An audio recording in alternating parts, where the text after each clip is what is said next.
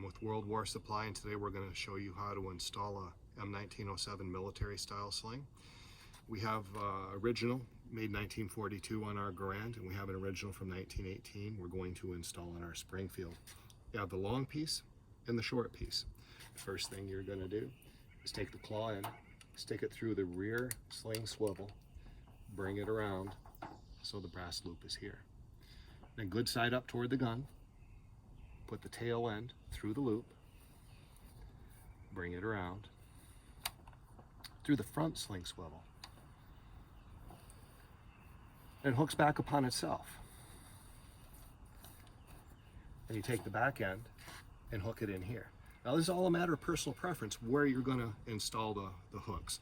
How tight you want it, how loose you want it, all personal preference. Very adjustable, that's why all these holes are punched in here. So you can put it anywhere along there that you wish. Installed, the sling keepers traditionally go here and here. But again, that's all a matter of personal preference.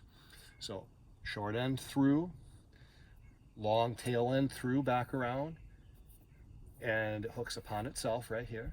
Short end hooks here.